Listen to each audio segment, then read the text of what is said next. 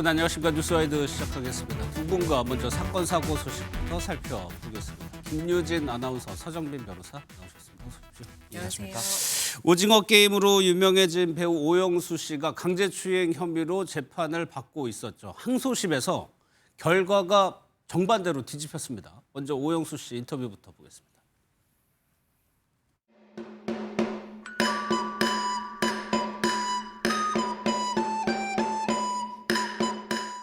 현명한 판결을 해주신 재판부의 경의를 표하며 감사드립니다.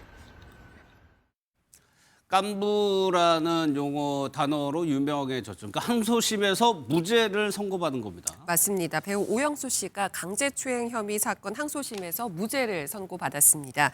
해당 혐의를 유죄로 판단해서 징역 8개월의 집행유예 2년을 선고했던 1심 판결과 뒤집힌 건데요. 2심 재판부는 시간이 흘러서 피해자의 기억이 좀 왜곡됐을 가능성이 있고 또 피고인이 강제추행한 사실이 명확하게 확인되지 않는다면서 무죄를 선고를 했습니다. 앞서서 피해자는 오영수 씨가 강제로 포옹과 입맞춤을 했다 이런 주장을 했는데요. 이에 대해서 재판부는 포옹은 피해자의 동의가 있었고 또 입맞춤의 경우에는 실제로 있었는지 이 피해자의 진술의 신빙성을 입증할 만한 그런 수사가 이루어진 게 없다고 설명을 했습니다. 이에 따라서 오영수 씨는 관련 혐의를 유죄로 판단한 1심 선고 이후 1년 8개월 만에 강제추행 혐의에서 벗어나게 됐습니다. 앞서 입장을 저희가 짧게 보긴 했지만 이게 혐의 자체가 강제추행이어가지고 그동안 마음고생이 상당히 심했을 것 같아요. 네, 그렇습니다. 그래서 2심 재판이 끝나자마자 현명한 판결을 해주신 재판부의 경의를 표하고 또 감사한다라는 심경을 전했습니다. 이제 이 사건이 시작된 2022년부터 사실상 모든 방송 활동 등을 중단을 했었습니다. 그래서 재판이 시작되면서 촬영을 하고 있던 그런 영화에서도 중도 하차를 할 수밖에 없었고 그래서 그 배역을 다른 배우에게 넘겨주기도 했었습니다. 또 어떤 방송사에서는 출연섭의 자제 권고까지도 내렸었고요. 그러다 보니까 오랜 끝에 결국 무죄를 받은 이 시점에 감회가 새로울 것 같습니다.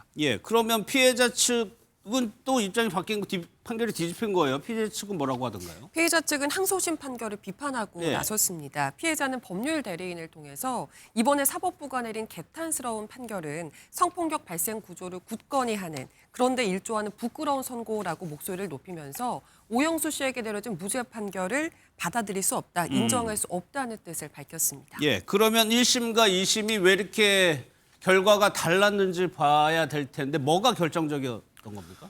사실 조금 다르게 판단한 부분 중에서 중요한 것이 당시에 이제 오영수 씨가 피해자에게 사과를 했던 그 사실을 1심과 2심에서는 달리 봤다라는 점입니다. 일단 사실 변호사 일을 하면서도 간혹 억울한 일 때문에 이제 추궁을 당했을 경우 이제 거기에 대해서 그냥 사과를 하고 넘어가야 되냐 아니면 사과를 하면 안 되냐 이런 물음들이 있습니다. 그리고 변호사 입장에서는 웬만하면 사과하지 말라고 합니다. 왜냐하면 추후에 만약 정말 억울한 상황인데 사과를 했다라고 하면 추후에 수사 단계에서나 혹은 재판 단계에서 본인이 실제로 잘못을 했기 때문에 사과한 것이 아니냐라는 판단을 받기가 쉽기 때문에 그렇습니다. 실제로 이제 오영수 씨가 피해자에게 진심으로 사과한다라는 메시지를 보낸 적이 있는데 1심 재판부에서는 피고인 본인이 잘못을 인정했고 또 사과를 했다라는 점도 유죄 판단의 근거로 삼았던 겁니다. 하지만 여기에 대해서 2심 재판부의 판단이 조금 달랐는데 2심에서는 사과는 있었지만 당시에 사과를 할 수밖에 없었던 그런 정황들이 이해가 된다는 거죠. 그래서 만약 성추행 그런 의혹이 알려지기만 하더라도 결국에는 작품이 받는 타격 혹은 본인의 그런 타격이 상당히 클 것이고 사실관계를 바로 잡는데도 시간이 많이 걸릴 수 있기 때문에 이런 것을 고려한다면 실제로 잘못이 아니라고 판단을 했다 하더라도 이 사과 메시지를 보내는 것이 충분히 이해가 된다라고 하면서 이 부분의 판단이 또 바뀌었기 때문에 중요한 근거로 작용이 됐던 것 같습니다. 그런데 오영수 씨 입장에서는 당시에 이 사건이 불거졌을 때가 그 오징어 게임이라는 그 드라마가 상당히 전 세계적으로 인기를 얻고 있어서 영화 출연 제의도 많았고 여러 가지 기회가 있었을 텐데 못함으로써 금전적인 피해가 발생했을 수도 있거든요. 이 부분을 피해자한테 전가할 수 있습니까? 사실 이 사건을 봤을 때는 손해배상 청구를 하는 것이 좀 현실적으로는 어렵지 않나 이렇게 생각이 듭니다.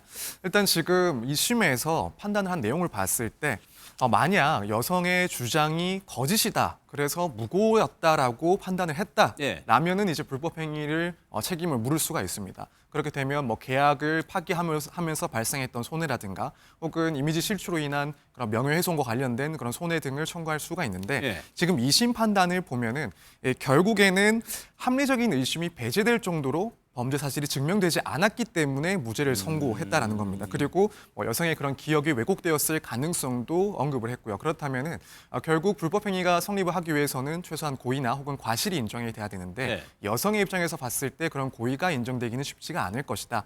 따라서 손해가 실제로 발생은 했다 하더라도 이 불법 행위 청구를 하는 손해배상 청구를 하는 것은 사실상 어렵다 이렇게 보여집니다. 그래요?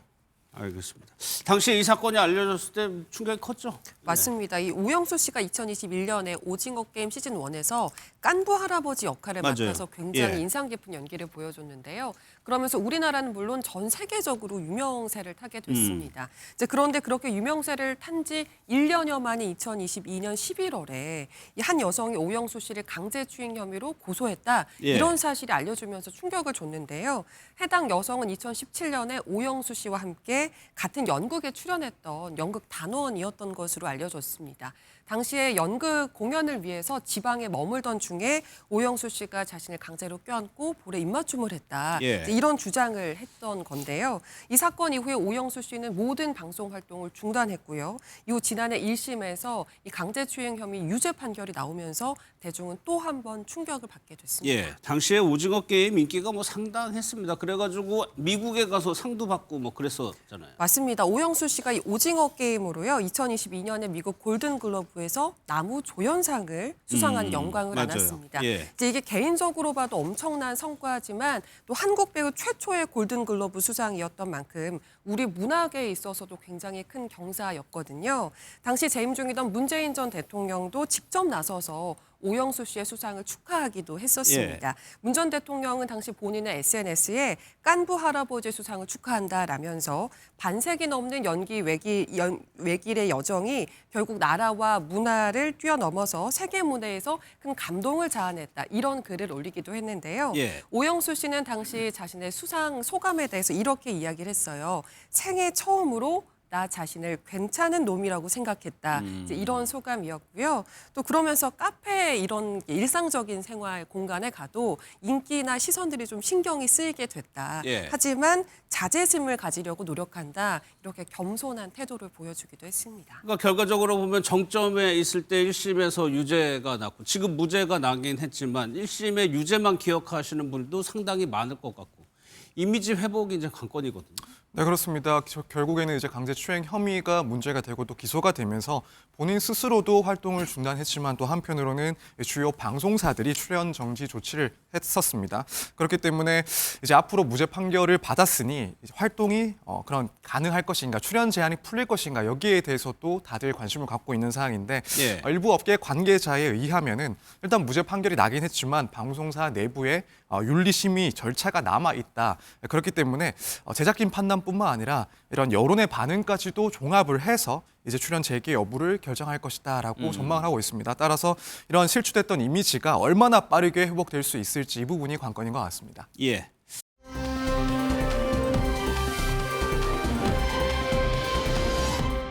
한 유튜버가 서울 광장시장의 그 바가지 실태를 고발하면서 논란이 파장이 굉장히 컸습니다.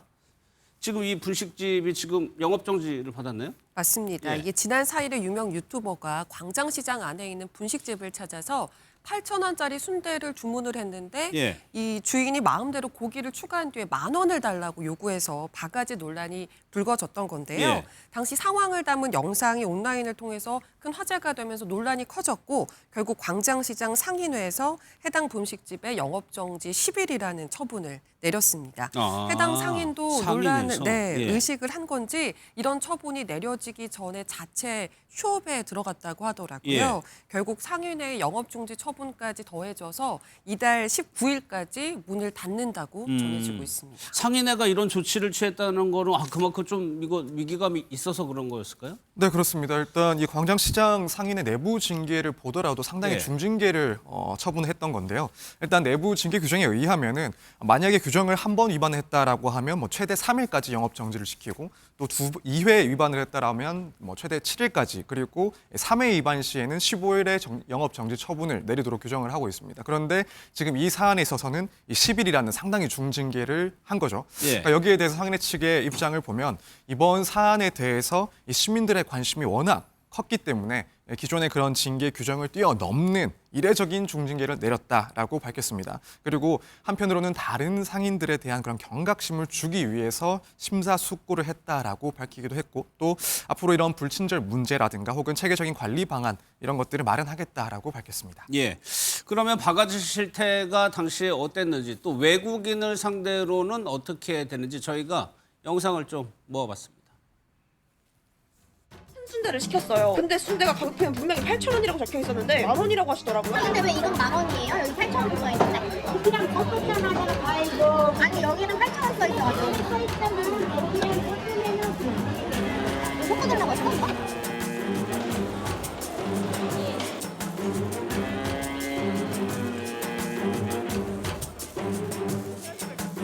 I want this.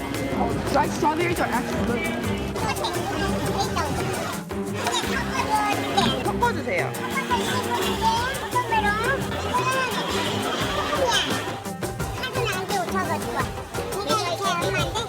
さっきユッケ食べました。タコとはい。ユッケので3万5千。高いですか？ 외국인들 대상이니까 그런 데는 확실히 이제 커뮤니티가 있긴 하고. 외국인을 상대로 해서는 다소 높은 가격을 책정한 것도 보이고 그 유튜브하고 상인하고는 좀 다툼도 있었던 것 같고요. 맞습니다. 그 과정이 모두 영상에 담겨서 예. 공개가 되면서 파장이 더 커지게 된 건데요. 영상을 보면 분명히 유튜버는 8,000원짜리 순대를 주문을 했는데 예. 다 먹고 계산할 때 보니까 고기를 섞어서 줬으니까 10,000원이다. 10,000원이다. 이제 이렇게 이야기를 하는 모습을 볼 수가 예. 있었습니다. 이 과정에서 어떤 사전 고지도 일단 영상으로 봤을 때는 없었는데요.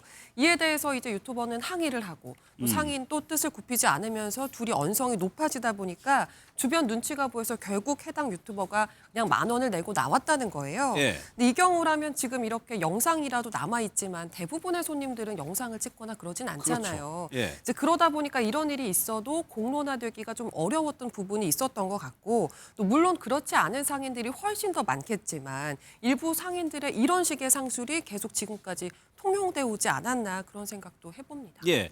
이 영상이 워낙 논란을 일으켜서 상인 측에서도 입장을 뭐 낸 게 있었나요? 네, 그렇습니다. 해당 상인은 이 영상이 논란이 되고 나서 당시에는 결국에는 8,000원을 받았다. 그리고 사전에 순대에다가 고기를 섞겠다라는 안내를 했다라고 해명을 했었습니다. 예. 하지만 해당 유튜버가 그런 적이 없다면서도 즉각 반박을 했었고요. 이제 1만 원을 지불한 게 맞고 또 사전에 그러한 안내는 전혀 없었다라고 반박을 했습니다. 그래서 결국에는 이 사건이 불거지고 이 상인 측의 해명 역시도 사실이 아닌 것으로 보여졌기 때문에 예. 더욱 큰 논란이 가중이 됐던 그런 사건입니다. 예.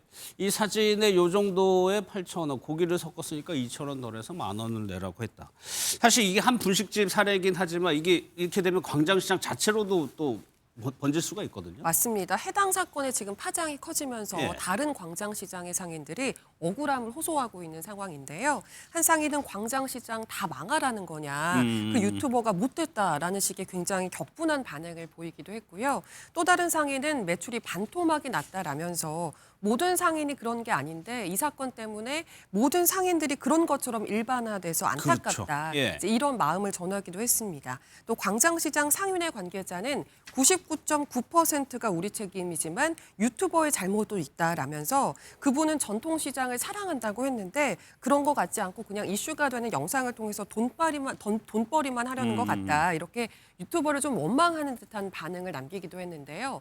여기에 대해서 누리꾼들은 모든 잘못을 유튜버에게 돌리는 듯한 이런 반응을 예. 이해할 수 없다, 공감할 수 없다는 반응을 보이고 있습니다. 예. 저 상인의 말처럼 매출의 50%가 떨어졌다면 다른 가게들이 이 가게 때문에 피해를 본 거에 대해서 어떻게 뭐 금전적으로 보상받을 방법이 있나요? 사실 이제 뭐 해당 상인에 대해서 뭐 손해배상을 청구하고 싶은 마음은 분명히 있을 예. 것 같습니다만 실제로는 상당히 좀 어렵다라고 보여집니다. 왜냐하면 일단 뭐 해당 유튜버에 대해서 이 금액을 속인 그것은 뭐 위법이고 또 불법이 될 수 있긴 하지만 이것이 이제 다른 상인들에 대해서도 불법이 될 수 있는지에 대해서는 상당히 좀 부정적으로 볼 수밖에 없기 때문에 그렇습니다. 특히 이제 이런 행위가 실제로 이 정도까지 논란이 되고 그로 인해서 시장 전체의 상인들이 손님 감소로 인한 그런 피해를 받을 수 있다라는 것을 인식했다거나 혹은 예측할 수 있었다라고 보기에도 뭐 법적인 판단을 했을 때는 조금 어려운 부분이 예. 많다라고 보이기 때문에 이런 피해를 배상받는 방법은 상당히 어렵다 이렇게 보여집니다. 예. 그런데 여기 광장시장에서 이런 논란들이 과거에도 좀 있었죠. 맞습니다. 사실 이번 논란에 대해서 일부 누리꾼들은 새삼스럽지 않다. 이제 이런 반응을 보였던 것도 사실입니다. 예. 지난해에도 광장시장을 찾았던 한 유명 유튜버가 비슷한 일을 당했던 적이 있고요. 또 그 전해에는 한 유튜버가 필리핀 관광객들인 지인들과 함께 시장을 찾았는데 15,000원짜리 모듬전을 시켰는데 너무 부실하게 나와서 예. 이때도 바가지 논란이 일었던 적이 있습니다. 이렇게 보면 해마다 비슷한 일이 계속 반복이 되고 있는 셈인데요. 광장시장은 사실 외국인 관광객들도 맞아요. 정말 예. 많이 가는 곳이잖아요. 그러니까 일단 뭐 논란이 생겼으니까 비만 피하자식의 대처가 아니라 근본적으로 좀 이런 비양심적인 행태가 좀 개선이 돼야 되지 않을까라는 생각을 해봅니다. 알겠습니다.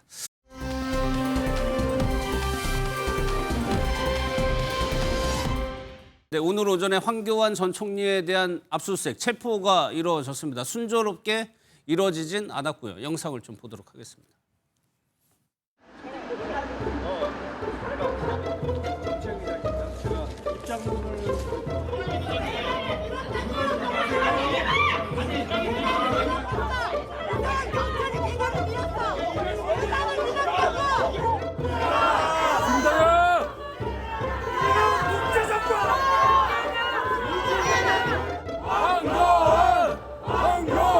여러분 고맙습니다. 우리는 도리에 굴복할 수 없습니다. 저는 지금 미친 개하고 싸우고 있는 겁니다. 놔보세요. 좀 가만히 있으면 좀 하겠습니다. 선동이라는 게 뭐예요? 내란죄가 있어야 선동을 하는 거예요. 그 선동이라는 말은 아무나 쓸 수 있지만 내란죄가 성립이 돼야 선동이 되는 거죠. 끝까지 내 목숨 걸고 싸우겠다는 말씀 다시 한번 드립니다. 네 분과 이 내용부터 살펴보겠습니다. 박창환 장한대 특임교수, 강성필 더불어민주당 부대변인, 정광재 전 국민의힘 대변인, 윤주진 국민의힘 미디어특위위원 나오셨습니다. 어서 오십시오. 안녕하세요. 황교안 전 총리에 대해서 출석 요구를 3차례 하고 압수수색을 2번 했는데 못 들어갔어요. 그때 지지자들이 막 모여들고 해가지고 오늘은 결국에 강제로 문을 열고 들어갔습니다. 특검이 이렇게까지 하는 이유가 뭐 있겠죠? 네, 뭐 이제는 특검이 내란과 관련된 이 조사에 마무리 국면에 들어갔다. 예. 더 이상 이제 수사도 이제 거의 그 주요 인사들에 대한 조사와 그다음에 기소가 이제 속속 이루어지고 있는 상황이거든요. 예. 이제 그런 측면에서 황교안 전 총리에 대한 조사도 더 이상 늦출 수 없는 그런 상황까지 온 거고요. 이미 이제 3차례 출석을 거부를 했고 또 압수수색도 거부를 했기 때문에 예. 법원에서 사실상 이제 영장을 발부를 받아서 이제 이번에는 더 이상 이제 시간을 늦출 수 없다. 뭐 이런 이제 뭐랄까요, 컨센서스가 좀 이루어진 것 같아요. 예. 그래서 시간을 더 이상 늦출 수 없는 이런 측면, 그리고 주요 인사들에 대한 조사가 다 끝난 측면, 이런 부분들이 고려가 돼서 강제 집행에 나선 거다 이렇게 봐야 될 것 같습니다. 그런데 정광재 대변인 3차례 특검이 앞서 출석을 요구했다는데 황교안 전 총리는 왜 안 나갔을까요? 그래서 뭐 특검의 수사가 부당하다. 그리고 부당하다. 특검이 윤석열 대통령 측도 계속해서 문제를 제기하고 있는 게 이게 위헌적으로 출범했다는 것이잖아요. 지금 황교안 전 총리 같은 경우에는 특검 수사의 부당성 또 그리고 수사권이 있는 것이냐 하는 부분에 대한 문제 제기를 할 것이고 예. 본인에 대해서 제기된 혐의 있잖아요. 예. 이게 내란 선동 혐의인데 오늘도 얘기하잖아요. 내란이 아직 확정된 것도 아니고 대통령이 그 행위를 한 것이 어떻게 내란이 될 수 있느냐. 그러니까 본인이 받고 있는 혐의가 전혀 법적으로 처벌이 될 수 없는 사안이다라는 확신을 갖고 있기 때문에 예. 특검의 출석 요구 예. 전혀 응하지 않았다고 봐야겠죠. 그런데 저 체포했다고 그래가지고 이진숙 전 위원장 때를 생각해 보면 뭐 이런 거 이렇게 차고 왔었잖아요. 그런데 네. 지금 보면은 네. 양복에 아무런 뭐 구속 결박도 없이 그냥 이렇게 데려가더라고요. 그러니까 이제 제가 당시에 이제 이진숙 전 방통위원장의 이제 체포 때는 네. 제가 이제 뭐 경찰한테 물어보니까 네.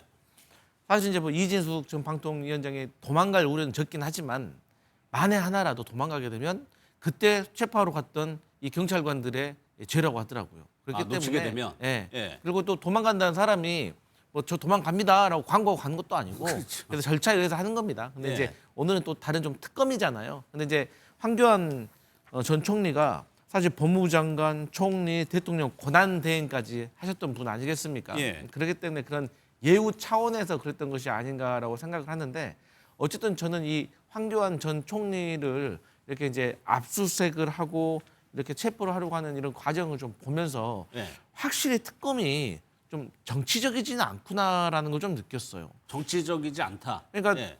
사실 저분이 무슨 정치적으로도 뭐 영향력도 미비하고 뭐 저는 어떤 의미가 있는지 사실 잘 모르겠어요. 그래서 물론 SNS에 어떤 선동을 할 수 있는 그런 글들을 올렸긴 하지만 예.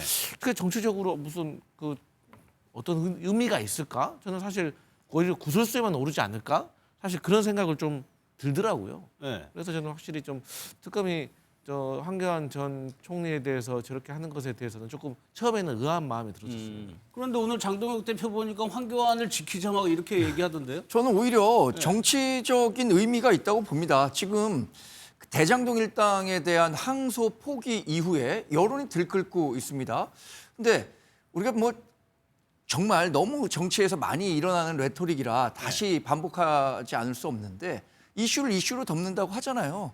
지금 이 공소 포기에 대한 책임론에 대해서 대통령실과 민주당, 검찰 뭐 누구도 자유로울 수 없다고 보는데 예. 이런 여론을 다른 쪽으로 한번 시선을 돌려보자라는 식으로 접근했을 가능성이 굉장히 크다고 보고 예. 또 하나 그 수갑을 채우지 않은 부분에 대해서 저도 방송 전에 좀 법조인한테 물어보니까 이런 얘기 하더라고요. 뭐라고요? 예. 이진숙 전 방통위원장 그때 체포할 때 너무 무리하게 했다. 그것이 민심의 이반을 가져왔다. 그러니까 이번에도 예. 이게 수갑을 채우느냐 안 채우느냐는 본인이 받고 있는 혐의의 행위에 대한 비례성 또 하나는 도주에 대한 우려가 굉장히 있어야 되는데 두 사람 같은 경우에는 도주 우려 이게 별로 없단 말이에요. 예. 근데 여기에서 또 수갑까지 채우게 되면 또 지나치게 뭐 정치적으로 강압 수사를 한 거 아니냐 이런 부분에 대해서 자유로울 수 없기 때문에 지난번에 좀 뜨거 했다. 이건 차원 아닌가 이렇게 분석하시는 분들이 있더라고요. 예. 황교안 전 총리는 나올 때 집에서 나올 때도 뭔가 얘기하고 특검에 들어가기 전에도 굉장히 뭐 힘줘서 얘기하는 것 같아요. 그런데 이 부분은 어떻습니까, 윤주진님? 아까 황교안 전 총리가 내란이 없었으니까 선동 혐의가 성립할 수 없다. 황교안 전 총리 법조인 출신입니다. 예. 이 주장 어떻게 들으셨어요? 사실 이 부분은 뭐 법정에서도 팽팽히 갈리고 있는 예. 특히 쟁점이 되고 있는 부분이죠.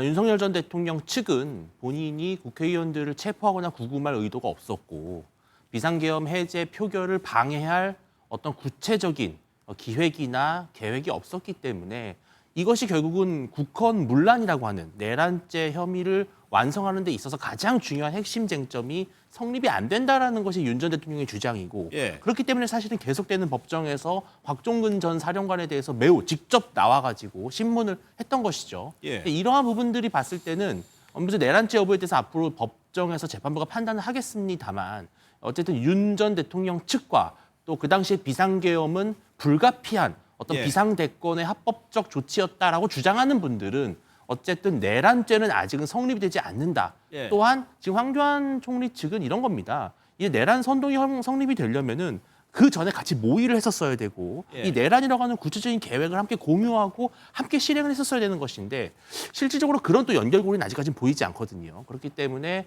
황 전 총리는 내란이 성립이 되지 않기 때문에 나는 내란 선동죄가 아니다라고 예. 주장을 하고 있는 것 같습니다. 예.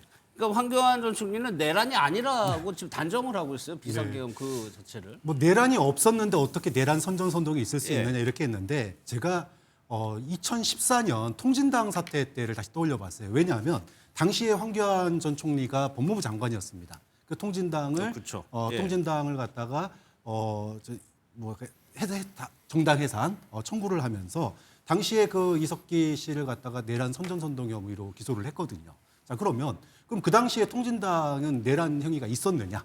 없었거든요. 내란이 없었는데도 내란 선전선동 혐의로 기소가 됐습니다. 예. 자, 그러면 지금 황교안 전 총리가 내란이 없었는데 어떻게 선전선동이 있을 수 있느냐를 얘기하는 게 얼마나 역사의 아이러니냐. 예. 본인이 법무부 장관 시절에 다른 야권 정치인에 대해서는 내란 선전선동 혐의를 적용을 하고 자신은 내란이 없었기 때문에 선전선동이 없다라고 얘기를 하는 게 예. 논리적인 모순이고요. 두 번째로 12월 3일의 계엄과 내란 행위와 별개로라도 이후에 우리나라의 전국 그 12월 3일부터 대선 때까지, 그러니까 헌법재판소의 판결이 날 때까지 굉장히 유동적이었는데 매 상황마다 소위 말해서 그 내란을 선전선동하는 모습이 국민들에게 각인이 됐어요. 예. 일단 12월 3일 날 밤에 계엄이 해제되지도 않았는데 뭐 우원식 그다음에 한동훈 전 대표 체포하라고 SNS에 올린 거. 아니 누가 보더라도 국회의 권능을 침해하는 거 아닙니까? 일단은 삼권 분립 중에 한 축인 국회의 권능을 침해하라고 선전선동했습니다. 예. 그다음에 서부지법 난동 사태가 있었어요. 그 당시에 온 나라가 뒤집어졌습니다.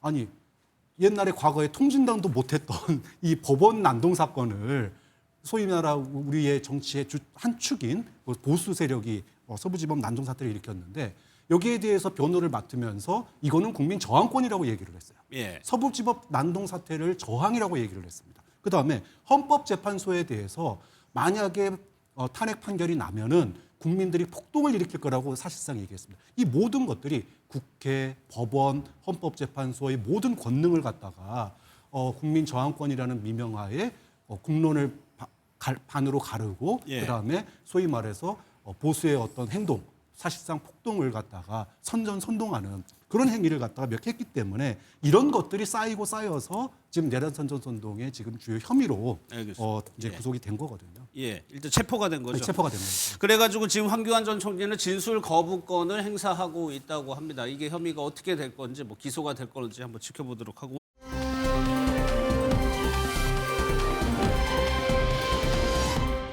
김건희 여사가 보석을 신청을 했죠. 신문이 이루어졌습니다. 김 여사 측에서 내가 나가야 되는 이유를 여러 가지 재판부에 호소를 했는데 그거를 좀 하나씩 지켜볼게요. 어떤 얘기를 했냐면 보석을 허가해 준다면 내가 전자발찌를 차도 괜찮다라고 얘기를 했습니다. 또 하나요. 휴대폰을 사용 못하게 하는 것도 받아들이겠다라고 얘기를 했습니다. 이거면 간섭실 지금 굉장히 어떻게 보면 굉장히 절실한 것 같아요. 보석에 대해서. 그러니까 이제 김건희 씨 같은 경우는 제 생각에는 지금 이제 구치소에 갇혀 있기 때문에 완전히 방어권이 무너져 있다고 생각을 하는 것 같아요. 근데 이제 우리가 생각하는 정상적인 방어권이 아니라 사실 본인이 만약에 그 보석으로 석방이 되어서 사회에 있었다고 생각을 한다면 예를 들어서 건진법사 같은 분들이 어떤 죄수의 딜레마에 빠져가지고 특검에게 진실을 말하지 않았을 거라고 판단을 하는 것 같아요. 그러니까 지금 김건희 씨가 가장 법적으로 위험에 빠뜨리게 된 가장 큰 이유는 검진법사가 이제 진실을 말하기 시작했다는 거거든요. 그렇죠. 제가 자주 말씀드리지만 건진법사 같은 경우는 본인이 사실대로만 말하고 특검의 수사에 협조를 하게 되면 그냥 단순 전달자예요. 뭐 다른 어떤 일부의 어떤 알선 수재라든지 여러 가지 혐의가 있을 수는 있겠지만 사실 본인으로서 그 죄를 함께 짊어지고 갈 필요가 없을 거거든요. 그러다 보니까 이제 김건희 씨의 가장 법적 방어 전략이 무너진 거예요. 그러다 보니까 김건희 씨를 평소에 보좌해왔던 유경옥이라든지 정지원 행정관 자체도 잠적을 감추는 자체가 이미 나름대로 짜여진 각본 내에서 법적 대응을 하려고 했는데 건진법사가 틀어지다 보니까 이 모든 시나리오가 무너졌거든요. 그렇기 때문에 김건희 씨 입장에서는 구치소에 있더라도 나름대로의 방어를 잘 하게 된다면 본인은 법적인 어떤 책임을 조금만 받거나 나름대로 어떤 법의 처벌을 피할 수 있을 거라고 생각을 했는데 지금 돌아가는 상황이 절대로 그렇지 않겠구나라고 느꼈기 때문에 제가 생각해서 그래서 방어권 차원에서 밖에 나가려고 하는 것이 아닌가 그렇게 해석할 수 있을 것 같아요. 그게 방어권이라고 표현하셨지만 그게 결국에 말맞추기, 회유 이런 거하고 연결될 수 있는 거죠. 그러니까 일종의 제가 봤을 때 불법적인 방어권을 행사하려고 하는 것 같다. 저는 그렇게 보여집니다. 왜냐하면 본인이 지금 얘기하고 있는 그 어떤 병적인 증세들이 사실 누구나 정상적인 사람이 사회에 있다가 처음으로 갇히게 되면 일어날 수 있는 증상들이거든요. 예. 유경옥 전 행장관도 지금 재판에 불출석하고 있죠. 그 건진법사 얘기를 하셨지만 건진법사가 오늘 8차 공판도 같이 있었어요. 나와서 뭐라고 얘기를 했냐면 윤주진 유영경 예.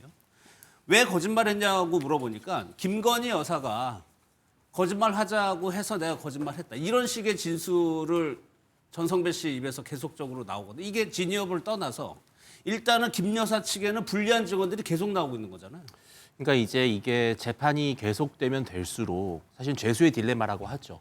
서로가 협조를 하는 것보다는 배신하는 것이 더 이득이라고 판단하게 네. 되면은 결국은 어느 한쪽은 이탈하게 되는 겁니다. 지금 전성배 씨는 가장 전형적인 죄수의 딜레마를 보여주고 있는 것인데 사실은 더 이상 김건희 여사를 옹호하거나 김건희 여사에게 유리한 진술을 하면서 본인이 얻을 수 있는 이득이 없다고 보는 것이고 아까 말씀하셨듯이 사실은 건진법사를 둘러싼 전성배 씨를 둘러싼 국민들의 도덕적 평가는 매우 나쁠 수는 있겠지만 예. 사실 이 법이라고 하는 것은 실정법을 적용하는 분야이기 때문에 실제로 징역 많아봐야 2, 3년 정도의 형만 받는다면은 사실 이 위기, 사법적인 위기를 넘길 수 있다고 판단할 수 있는데 가장 지금 문제가 되는 것은 사실은 최초의 검찰 수사, 특검 수사 단계와 지금에 와서의 진술이 엇갈리는 부분. 예. 이렇게 되면 앞으로 재판부 입장에서도 전성배 씨의 주장에 대해서 신빙성을 의심할 수밖에 없거든요. 의심할 것이다. 그러면은 높은 형량이 선고가 될 가능성이 있겠죠. 예. 그렇기 때문에 본인이 왜 그때는 이러한 진술을 할 수밖에 없었는지에 대해서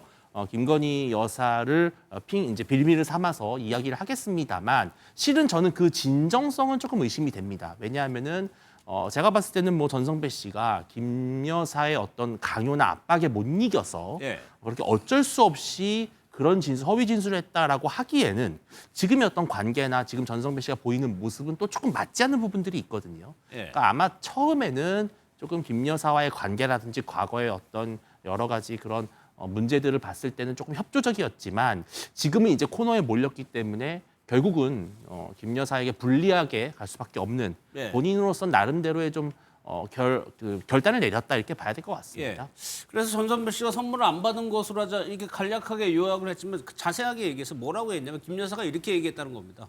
선물 전달하면 전달한 사람은 처벌을 받고 나는 처벌을 받지 않는다. 전달한 사람만 처벌받으니까 안 받은 걸로 하자. 이렇게 얘기를 했다는 거거든요. 네. 그러니까 지금 이제 보석을 이번에 청구를 하고 나 이렇게 힘들다, 예. 아프다.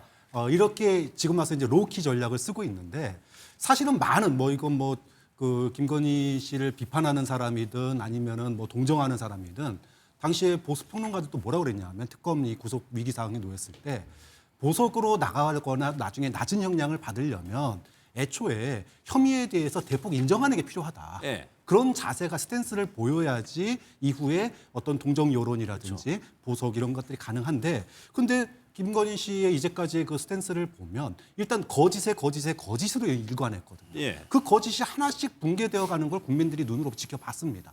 자, 그런 상태고 그러면은 앞으로 지금 하고 있는 지금 소위 말해서 명품백은 인정하고 목걸이는 인정하지 않고 있거든요. 그러면 목걸이가 이후에 인정되지 않고 인정된다는 또 소위 말하면 그 거짓말이 깨지는 걸 막기 위한 또 다른 행동이 불가피한 거예요. 예. 그러면 지금 그 소위 말해서 문고리 행정관들 지난번 재판에 불출석을 했는데 이분들하고 얼마든지 말 맞출 수 있는 여지가 존재를 하거든요. 예. 그러면 이런 것들 상황에서 과연 그런 법원이 보석을 갖다 허가하겠느냐. 그리고 지금 전성배 씨가 얘기한 것처럼 소위 말해서 꼬리 자르기 하자. 전달자들끼리 문제가 있는 걸로 하고 거기서 배달 사고 난 걸로 하자. 이런 거 아닙니까? 그러면 결국은 본인의 어떤 그 책임을 면하기 위해서 소위 말하면 증거인멸 교사를 한 건데 예. 그럼 새로운 또 범죄가 드러나는 거거든요. 자, 이렇게 되면 소위 말해서 애초에 맨 처음부터 재판 전략을 잘못 짠 거 아니냐. 그리고 소위 말해서 동정 여론인과 이런 걸 하기 위해서라면 애초부터 혐의에 대한 대폭적인 인정이 필요했는데 예. 부정을 거듭하다가 결국은 자충수에 빠져서 보석마저도 어려운 상황에 지금 놓이게 됐다. 이런 평가를 할 수밖에 없는 거죠. 예. 그래가지고 오늘 재판부는 특검에서 그래프 목걸이까지 실물까지 보여줬다는 거예요. 그 재판부는 그거를 사진을 찍어가지고 가져갔다는 겁니다. 물론 김 여사 측에서는 이 그래프 목걸이 DNA 검사하자고 해서 내게 쓴 게 아니라는 점을 좀 강조하고 있는데 어쨌거나 이런 정황들이 지금 특검이나 재판부가 요즘 주목하는 게 증거인멸이거든요. 증거인멸 우려가 있다고 하면은 구속시켜주기에는 좀 힘들겠죠. 그렇죠. 보석을 결정하는 데 있어서 몇 가지 고려 사항들이 있잖아요. 예. 죄질, 죄상 이게 뭐냐. 그리고 과거에 전과가 있었느냐. 또 하나 마지막으로 보는 게 증거인멸에 우려가 있느냐 없냐 이건데 지금 건진법사가 한 증언은 김건희 여사에 대단히 불리하게 작용할 것 같아요. 예. 우리 말을 맞춰서 주지도 받지도 않았던 걸로 하자라고 했는데 이거야말로 우리가 부인할 수 없는 증거인멸과 관련한 행위이기 때문에 그렇죠. 예. 대단히 불리하게 작용할 수밖에 없다고 생각합니다. 김건희 여사는 여튼 그라프 목걸이만큼은 자기가 받지 않았다라는 네. 점을 재판부에게 강조하고 싶은 것 같아요. 왜냐하면 이 알선수재든 뇌물이든 가액에 따라서 형량이 굉장히 달라지는데 지금 백 2개만 하고 보면 대략 한 2,100만 원 정도 상당이거든요. 근데 목걸이가 하나가 들어오는 순간 한 9천만 원대로 올라간단 1억 원 말이죠. 가까이 돼요. 네. 예. 그렇기 때문에 본인으로서는 목걸이만큼은 전혀 받지 않았다라는 점을 강조하고 싶을 겁니다. 그리고 다른 것들은 뭐 사용감이 있든 아니면 중간에 전달한 사람과 뭐 샤넬백 교환 과정에서 샤넬 직원이라든가 다른 김건희 여사의 주장을 반박할 만한 얘기들이 나오는데 예. 목걸이와 관련한 것은 나오지 않고 있거든요. 김건희 여사와 건진법사 또는 뒤에 있는 윤영호 세계 그 본부장 여기만이기 때문에 이 부분에 대해서는 자신이 뭐 혐의를 벗어나는데 자신이 있다. 예. 이런 식의 접근을 하고 있는 게 아닌가 싶습니다. 저 김 여사 측은 초기서부터 형량을 최대한 낮추는 데 초점을 맞춘 듯한 변호 전략을 펴죠. 또 하나의 이제 전략은 이거 병보석의 성격을 띈다는 건데 오늘 뭐라고 여러 가지 정황들이 있어요. 그동안 김 여사 건강과 관련해서 어지럼증, 기억장애 증상 그리고 뭐 비틀비틀거리면서 들어오고 혼잣말하기도 하고 건강이 안 좋다는 거를 계속적으로 얘기하고 있습니다. 일단 그 법정에서 이제 막 비틀비틀 거리는 거는 예. 본인이 전혀 예상치 못한 증거 나오니까 비틀비틀 거린 겁니다. 그리고 예. 기억이 잘 안 난다고 하잖아요. 예. 이걸 우리가 이제 의학적인 용어로 디지털 치매라고 합니다. 그러니까 요즘 사람들은 꼭 김건희 씨뿐만이 아니라 거의 대부분의 약속이라든가 본인과 관련된 정보가 휴대폰 혹은 디지털 매체에 저장이 되어 있어요. 그렇기 때문에 어제 친구하고 잡은 약속도 이거 봐야 알죠. 오늘도 예. 봐도 그런 휴대폰을 거 봐야 있어요. 알아요. 예. 그런데 지금 김건희 씨는 휴대폰을 볼 수가 없기 때문에 지금 수많은 의혹에 대해서 변호사하고 제대로 된 전략을 짤 수가 없어요. 일단 기본적으로 모든 실체에 대해서 변호인이 제대로 다 알고 있어야지 거기에 대해서 변호 전략을 짜는데 예. 본인조차도 많은 사람한테 뇌물을 받고 많은 일들이 있었기 때문에 여기에 대해서 기억을 못하는 겁니다. 그렇기 때문에 이러한 것들은 흔히들 있는 죄수들이라든가 일반인들이라든가 모든 사람들이 겪는 것이기 때문에 이걸 가지고 병보석을 해주지 않고 예. 제가 자주 또 말씀드리는 거지만 병보석이 되려면 목숨이 위태로워야 돼요. 근데 위태롭지가 않아요. 그리고 지금 보석 조건도 이분 같은 경우는 일단 기본적으로 유죄 인정이 해야 됩니다. 그러니까 유죄를 인정을 하면 더 이상의 증거 인멸을 할 필요가 없는 거예요. 그렇죠. 그 가능성이 사라지는 거죠. 맞아요. 예. 그러면 나중에 이제 양형만 가지고 이제 따질 수가 있거든요. 법리적으로 증거 문제하고 상관이 없이. 그리고 이제 목걸이와 관련해 가지고도 이제 목걸이 하나만 가지고도 일단 벌써 6천만 원이 넘어가요. 예. 그러다 나중에 뭐 혹이라도 알선 수재라든가 이런 것들은 이 피해 금액에 대해서도 이게 상당히 중요한 부분이고 결정적으로 이제 그 법원에서 통상적으로 이 병보석이나 보석 자체를 허용해 주는 거는 예를 들어서 사기꾼들이 자기한테 피해 입은 사람들한테 사기 금액, 피해 금액을 다 변제하고 자기 유죄 다 인정하고 그러면 그때 이제 그래도 노령이라든가 어린 자녀가 밖에 있어서 꼭 생계 활동을 해야 될 때 이런 거이기 때문에 김건희 씨에게는 상당히 어려운 상황인 것 같습니다. 그래서 샤넬백 받은 거 인정한 것이 그런 맥락 아니냐는 해석이 있었던. 근데 이제 샤넬백 같은 경우는 제가 생각하기에는 이제 뭐 여러 가지 이유가 있겠지만 너무나도 이 정황 증거가 뚜렷한 것 같아요. 그러니까 그때 당시 샤넬백을 교환을 했을 때 직원의 증언 같은 경우는 너무나도 상세하잖아요. 그런데 여기서 이제 그런 김건희 여사 이제 변호인 측에서 건강 문제를 계속적으로 이렇게 얘기를 합니다. 기억도 온전치 않고 구치소 안에서 혼자 중얼거리는 경우가 많다고 한다라고 이제 주장을 했어요. 그런데 윤주진 의원 또한 좀 기억 소실을 주장을 합니다. 이것이 글쎄요 지금 보석 심판에서는 유리하게 작용하니까 이런 얘기를 할 테지만 이게 결과적으로 김 여사에게 유리할까 싶기도 하거든요. 이게 어떻게 보면은 뭐 부인하는 걸로 해석이 될 수도 있는 거잖아요. 이제 사실은 이러한 부분들은 어쨌든 지금 현재 구속이 된 상태에서 어떤 외부와의 소통이 완전히 단절돼 있고 또 제대로 된 치료를 받을 수 없기 때문에 현진아는 기억소실에 지금 지병을 앓고 있다. 다만 내가 보석을 받아서 나가게 돼서 어떤 치료와 휴식을 취할 수 있다면은 그때는 성실하게 재판에 임하겠다. 뭐 이런 전략 같습니다. 근데 실은 이런 것들이 단순히 어떤 본인의 개인적인 주장과 하소연만으로 사실은 재판부가 판단할 문제가 전혀 아니죠. 그렇죠. 예를 들어서 일단은 구속 전에 영부인 신분일 때 혹은 탄핵 이후에 정말로 실제로 이러한 치료를 받은 경력이 있는지 어떤 기록이 있는지 또 아니면 뭐 복용했던 약이 있는지 이러한 것들도 철저하게 다 소명을 해야 될 것이고요. 또 지금 현재 이 상황을 봤을 때 재판부가 딱 봤을 때도 아 이게 정말로 실제로 조금 건강상의 문제가 있을 정도로 심각한 상태구나 혹은 그렇지 않아 보인다라는 1차적인 인상은 있을 겁니다. 그렇다면 보석 신문을 하는 재판부 입장에서는 어떤 의학적 판단의 자료도 아마 구할 수 있을 거라고 저는 보거든요. 예를 들어서 김 여사의 어떤 영상 같은 것을 전문의에게 보여주고 이것이 실제로 그러한 증상에 해당하는지 한번 육안으로 봐달라. 이런 식의 또 자료도 충분히 확보할 수 있기 때문에 이게 뭐 단순히 그럴 것이다 아니다 추측의 영역이 아니라 상당히 과학적으로 의학적으로 판단해야 될 문제라고 보입니다. 그렇죠. 그렇게 결정을 해야 되죠. 근데 저는 좀 오버랩되는 것이 윤 전 대통령 케이스를 보면 실명 위기다 여러 가지 아프다고 얘기해서 보석 신청했지만 안 됐어요. 근데 지금 재판에서는 엄청나게 지금 열심히 지금 신문을 하고 있거든요. 물론 김 여사 사례하고 뭐 다를 수 있죠. 그거는 어떻게 보세요? 그러니까 이제 본인이 어떤 그 유리한 그러니까 사람이 선택적 기억 상실은 있을 수밖에 없어요. 과거에 본인에게 유리한 거는 굉장히 기억이 잘 납니다. 어떤 위기에 처했을 때. 근데 본인에게 불리했던 거는 이상하게 기억이 안 나요. 피하고 싶으니까. 피하고 싶으니까 이게 의식 속에서 자연히 없었던 걸로 생각이 되거든요. 근데 우리가 과거에 한 20년 된 사건인데 신정아 씨 사건이 있었습니다.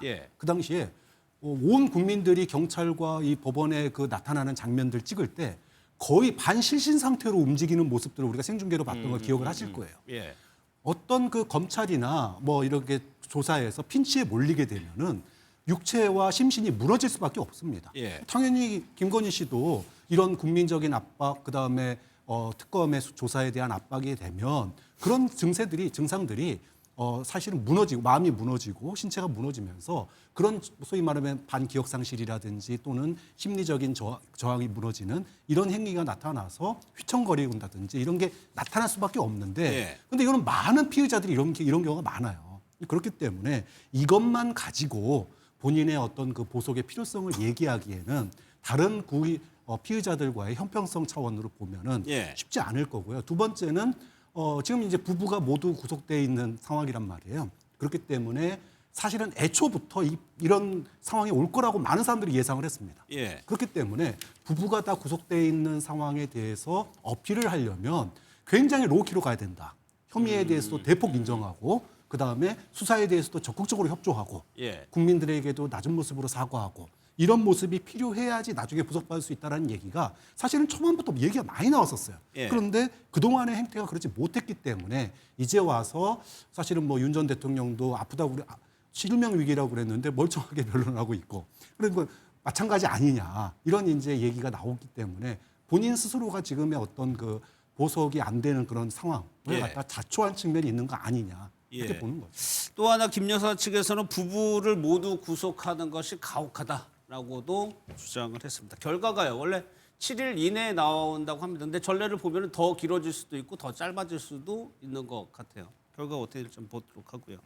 조태영 전 국정원장이 결국 구속이 됐습니다. 일단 영상부터 보도록 하겠습니다. 비상계엄 선포계획 듣고도 국회에 보고하지 않은 이유 있으신가요? 홍장원 전 차장이 윤 전 대통령 여인연장 사령과 통화 내용 알렸는데 보고하지 않은 이유 있으신가요? 민주당에서 요구한 CCTV 영상은 왜 제공하지 않으신 건가요? 국회와 헌재 홀등하는 걸 인정하십니까? 오늘 혐의 부분 다 부인하신 게 맞으실까요? CCTV 영상 같은 경우는 본인 영상은 왜 제공 안 하신 건가요? 진술했습니다. 위증 혐의도 부인하시는 건가요? 계엄 선포 개혁을 알고서도 국회에 보고하지 알리지 않았다는 것이 혐의의 주된 내용입니다. 사실 조태용 전 원장 하면은 가장 연관돼서 생각나는 사람이 홍장원 전 차장입니다. 헌재 심리에서 두 사람이 아주 의견이 팽팽하게 대립을 했었거든요. 먼저 영상을 보도록 하겠습니다. 여인연 간첩사령관으로부터 체포 대상자 명단을 받아보는 순간에 아, 이게 뭐가 잘못됐구나. 정무집계회 때 바로 제 앞에 앉아 계셨거든요. 그거 어떻게 말씀 안 드릴 수가 있습니까? 황 차장 말을 신뢰하기가 좀 어렵습니다. 홍장원 차장이 11시 6분에 국정원장 공관 앞에 어두운 공터에서 갑자기 이제 메모를 쓰게 돼서 주머니에 있는 메모지를 꺼내가지고 급히 썼다라고 했는데 홍장원 차장은 거기가 아니고 그 청사에 있는 본인 사무실에 있었습니다. CCTV로 확인을 했습니다. 강삼실 부대님, 저때 생각해 보면은 홍장원 차장이랑 조태용 원장이 거의 진실 공방을 벌였어. 메모를 가지고도 그렇고 보고 여부를 가지고도 그렇고 CCTV도 막 공개되고 논란이 굉장히 많았었어요. 네. 그러니까 저도 지금 기억나는 게 당시에 이제 그 홍장원 차장이 썼던 그 메모에 대해서 뭐 그게 뭐 상용 문자 같이 돼 있다고 해서 되게 뭐 논란이 많았는데 결과적으로 이제 그 조태용 전 국정원장은 정치 중립의 의무를 저버린 겁니다. 명백히 저는 죄를 저질렀다고 생각을 하는 거예요. 그러니까 제가 조금 이해할 수 없었던 것이 이분은 공유를 해야 될 정보는 국회에 정보를 공유하지 않고 공유하지 말아야 될 정보는 또 국민의힘에게 공유를 한 거예요. 그러니까 구체적으로 그 CCTV 같은 거 맞습니다. 그 이유를 물어보니까 홍장원 차장이 거짓말을 하니까 국민의힘에게 알려줬다는 거예요. 근데 사실 홍장원 차장의 말이 거짓이라고 한다면 오히려 민주당이 먼저 알려줘야 돼요. 왜냐? 지금 홍장원이 하는 말이 거짓말이야. 그러니까 민주당 당신들 속고 있는 거니까 잘 판단해 보세요. 이렇게 말하는 게 정상이거든요. 그런데 조태용 전 국정원장은 그냥 국민의힘과 같은 소속이 쉽게 말해서 같은 편이라고 생각했던 것 같아요. 그래서 같은 편에 서서 그냥 홍장원 차장을 공격했던 것이죠. 그래서 그때 당시에는 어떤 진실과 거짓이 혼재되어 있었고 이걸 증명할 길이 없었지만 결국에 얼마지 않은 시간이 지나니까 저렇게 증거가 나오고 진실이 밝혀지는 기 때문에 전 조태용 전 국정원장은 과거의 전 국정원장들이 또 죄를 저질러서 또 벌을 받았던 것처럼 저는 처벌을 피하기 어려워 보인다 이렇게 봅니다. 정원재 대표 당시에 조태용 원장의 저런 발언이나 좀 의문스러운 점이 있었어요. 홍장원 차장은 내가 보고를 다 했는데도 추가적으로 지시도 하지 않았었고 좀 의문점을 제기하긴 했었거든요.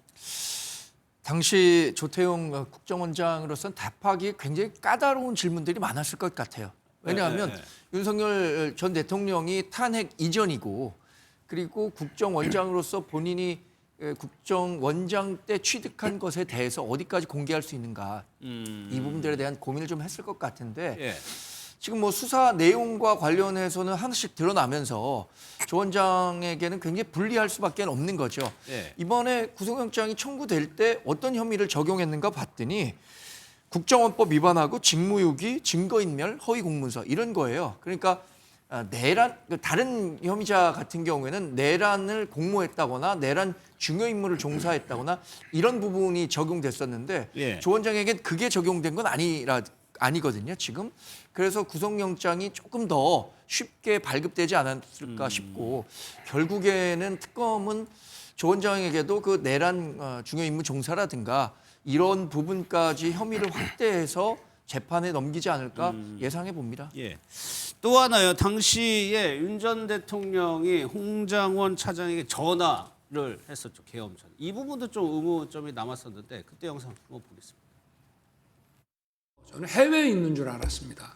그래서 처음으로 제가 홍장원 1차장한테 전화를 하게 됩니다.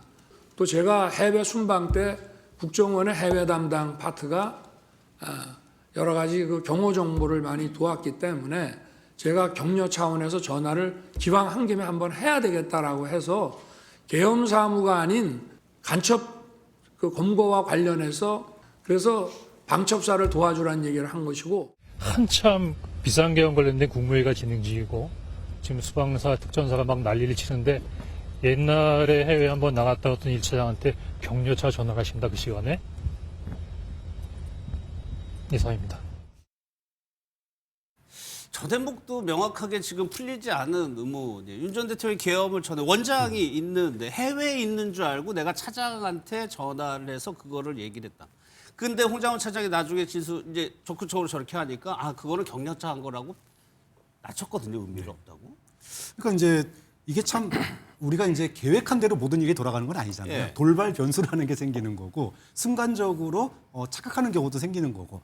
왜 굳이 윤석열 전 대통령이 홍장원 1차장한테 전화를 했을까? 여기서는 이제 전 뭐 얘기한 대로 착각이 존재했다. 예. 만약에 뭐 정말로 이 조태용 원장이 있는 걸 알았다면 조태용 원장에게 전화를 했을 가능성이 굉장히 높고 지시를 했을 가능성이 높죠. 근데 예.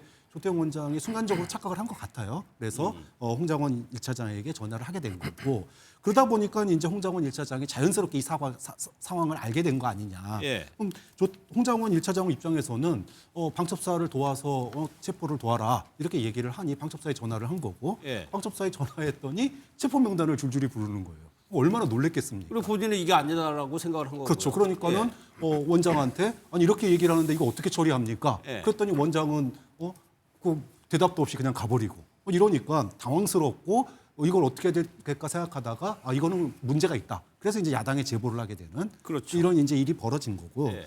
저는 전화를 윤석열 전 대통령이 당시에 격려 차원에서 했다라고 하는 거는 좀 이해하기 어려운 측면이 있어요. 예. 그러니까 본인과 직접적인 소통도 없었고 그 다음에 하필 왜 계엄날 당시에 예. 그 긴박한 상황에 한 번도 통화하지 않았던 사람과 통화를 했겠습니까? 결국은 이 상황은 방첩사를 도와서 주요 정치인들 체포를 국정원이 도와라. 예. 사실 여기에 포인트가 있는 거예요. 그런 점에서 본다면 우리가 흔히 경고성 계엄이다라고 당시에 윤석열 전 대통령도 주장을 했고 또 국민의힘에서도 그렇게 주장을 해왔지만 체포를 위한 전화였다라고 하는 측면에서 보면 이게 과연 경고성이냐.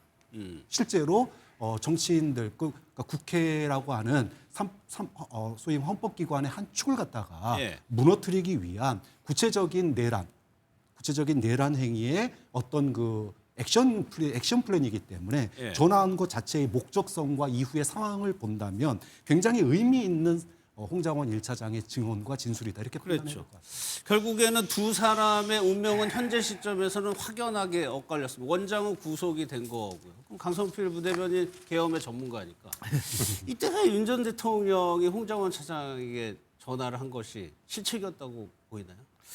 그러니까 이제 그 홍장원 차장을 믿었던 거라고 저는 생각을 하고 결과적으로 실책이라고 생각을 한 거고 예. 또 우리가 홍장원 차장에서 높게 평가하는 것이 말하잖아요. 자기 윤석열 전 대통령 좋아했다고. 예. 근데 좋아한 건 좋아한 거지만 그 한도를 넘어버린 거라고 저는 생각을 한 거죠. 근데 저는 사실 이 과정 속에서 또 하나 조금 밝혀야 될 부분이 있는 예. 게 이 과거에 이 조태용 전 국정원장하고 김건희 씨하고도 연락을 주고받았던 그런 정황이 있었어요. 그랬죠. 예, 되게 예, 이례적인 일이었잖아요. 예. 그때도 당시 야당이었던 민주당이 상당히 지적을 많이 했어요. 그때 무슨 대화했냐고. 하지만 기억나지 않는다라는 식으로 끝내버렸거든요. 저는 이런 대화 같은 것도 다 나중에 복원이 되고 진실이 밝혀지면 과연 조태용 전 국정원장이 계엄에 가담을 한 것인지 아니면 그냥 일종의 부작위를 한 것인지는 밝혀질 거라고 생각합니다. 거기에 따라서 더 혐의가 무거워질 수도 있다는 말씀 네, 그러시죠?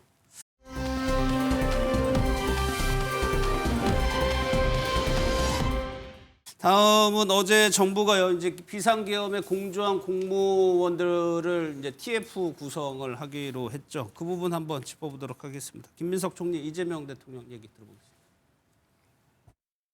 그런데 현재 내란 재판과 수사가 장기화되면서 내란 극복이 지지부진한 그러한 상황인 것이 현실입니다. 내란에 가담한 사람이 승진 명부에 이름을 올리게 되는 헌법 존중 정부혁신 TF는 내란에 참여하거나 협조한 공직자를 대상으로 신속한 내부 조사를 거쳐서 합당한 인사 조치를 할 수 있는 내년 1월 정도까지 신속하고 질서 있게 조사를 마치고 또 당연히 해야 될 일 같아요. 네. 내란에 관한 책임은 이제 관여 정도에 따라서 이제 형사 처벌을 할 사안도 있겠고 행정 책임을 물을 사안도 있고 인사 조치를 할 정도의 낮은 수준도 있기 때문에 꼭 필요할 것 같습니다. 네. 예, 특검에 의존할 게 아니고 독자적으로 해야 될 일 같아요. 조사하는 방법은 이렇게 됩니다. 계엄 전후 10개월간 업무용 PC, 서류 등 조사하고요. 휴대전화를 자발적으로 제출받아서 조사를 하겠다는 겁니다. 그런데 강성필 부대변인 네. 여쭤볼게요. 일각에서 지금 장관도 계엄하는지 몰랐는데 네. 아무리 고위 공무원이라고 하더라도 이거를 어떻게 알겠냐. 또 설령 알았다고 해가지고 어디까지를 가담한 거로 보느냐. 이런 볼멘 소리 나오는 게 사실이거든요. 그러니까 이제 이거를 이렇게 생각하시면 될 것 같아요. 이게 완전히 법적으로 그 한도를 넘어서는 불법적인 행위에 가담을 했느냐고 또 이렇게 형사적으로 처리를 하기에는 사실 조금 부족하지만 예. 그런다고 해서 그냥 두고 넘기기에는 어떤 조직 전체, 공무원 사회 전체에다 경종을 울릴 수 있는 그러한 사례가 될 수가 있거든요. 그리고 일종의 공직사회도 그렇고 모든 조직은 신상필벌이 확실해야 됩니다. 예. 우리가 사실 숨겨 있는 공무원들, 영웅적인 공무원들이 많이 있잖아요. 윤석열 정부에서 그 12월 4일 날 주한미 대사에게 그 바이든 대통령과 트럼프 당선인에게 계엄의 정당성에 대한 문건을 보내려고 하니까 외교부 직원이 거부했다는 거 아닙니까? 이거 불법이니까. 예. 이런 분들은 사실 상을 받아야 되는 것이고 또 군데 아주 소극적으로 아니면 작지만 그 과정 속에서 역할을 했던 분들이 있는데 이런 분들은 최소한도로 형사처벌은 받지 않는다고 하더라도 최소한도로 승진하는 일은 없어야죠. 예. 그렇기 때문에 사실 얼마 전에도 합참 의장이 합참에 있는 장성 40명을 전원 교체를 시켰잖아요. 그러니까 이러한 물갈이라든가 일종의 어떤 신상필벌이 제대로 돼 있어야지 나중에 혹시라도 공직사회에 이런 일이 있었을 때 정의로운 공무원들이 행동을 할 수가 있는 것이고 예. 다만 지금 국민의힘에서 오해하는 점 이게 49개 부처인데 실질적으로 이게 12개에 대해서 부처에 대해서 집중적으로 감사하는 거거든요. 그러니까 예. 뭐 감사원, 법무부, 국방부, 외교부 같은 곳, 경호처 같은 곳인 것이지 49개 전체를 막 탈탈 털겠다 이런 거는 아닌 거고 또 이 총리실에서도 주의를 해야 될 점이 이 조사하는 방식에 대해서 상당히 예민하게 잘해야 됩니다. 그렇죠. 이것이 만약에 잘못되면 예. 이 취지가 전면적으로 오해받을 수가 있어요.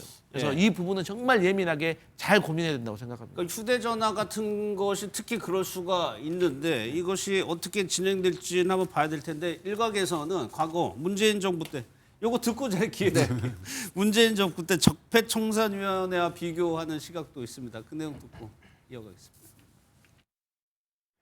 참 좋은 거는 다 갖다 붙였습니다. 헌법을 존중하고 정부를 혁신하고 뭐 예. 네이밍으로 먹고 들어가겠다 그런 것 같은데 저는 딱 보는 순간 이건 적폐청산 시즌2 이걸 형사적으로 지금 내란이라고 아직 결론이 안 났잖아요. 그러면 이제 법원에서 재판하는 거 지켜보고 차분히 형사적 결정이 나면은 거기에 따라서 뭐 후속 조치를 하면 될 것 같은데 지금 뭐 대장동 항소 포기로 시끄러워서 그게 부담스러운지 아니면 김현지 비서관 실장으로 인해서 자꾸 말들이 나오니까 그게 부담스러워서 그런 거지 애드벌룬을 딴 데다 띄우는 거 아닌가 하는 그런 생각도 듭니다. 정광재 대변인 지금 들썩들썩 하고 있어요. 뭐가 아니, 가장 큰 지금 문제라고 보세요? 민주당이나 대통령실에서 이거 추진한다고 하는 것 자체가 예. 전 반역사적이라고 봅니다. 이게 마치 뭘 연상시키게 하냐면 정말 중국에 있었던 문화혁명 시절의 홍위병들이 그 당시에 뭐 지식인들 또 반혁명 세력이라고 했었던 조리돌림 이거와 또 하나는 뭐 6.25 당시에 뭐 이제 부역했다라고 해갖고 인민재판했던 거 정말 그거 생각날 수밖에 없다고 생각합니다.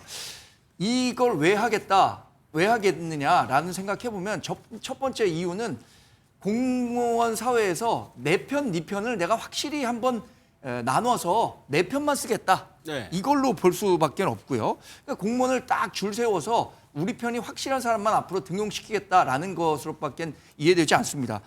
예를 들어서 일제치하 36년 동안 거기에 친일했다라고 부역했다라고 하면 친일파 청산해야죠. 왜냐? 알고도 친일했으면 그거 처벌해야 되는 겁니다. 그런데 12월 3일 10시 35분에 계엄이 있었고요. 1시에 국회에서 다음 날 표결로 해제를 의결했습니다. 4시에 해제가 됐어요. 이 기간 동안에 공무원들 다 퇴근한 다음에 집에 가 있었을 겁니다. 근데 그 기간 동안에 본인은 알지도 전혀 못했던 일에 대해서까지 너 그때 뭐 했어? 그 기간 동안에 했던 행적들 다 내가 휴대폰까지 조사해서 하겠다라고 한다면 아까 얘기했었던 중국 문화혁명식의 홍위병식 또 완장 차고 있다고 해서 내 편 나눠서 내 편만 챙기겠다. 네. 이것밖에는 되지 않습니다. 저는 전 공무원 75만 명이라고 하죠. 75만 명의 공무원들이 다 분개할 일이라고 생각합니다. 예. 여기 언제까지 이제 그 소위 말해서 그 내란에 대한 처벌, 재판 이게 언제까지 가야 되느냐? 예. 사실은 이제 국민적인 피로도 상당히 많이 올라갔어요. 뭐 침대 축구 하듯이 침대 조사, 침대 재판 받으면서 국민들이 조금 이제 피로도가 올라간 게 사실이고 저는 이 법적인 조치 못지않게 행정적인 조치도 굉장히 필요한 상황이다. 왜냐하면 사상 초유예요.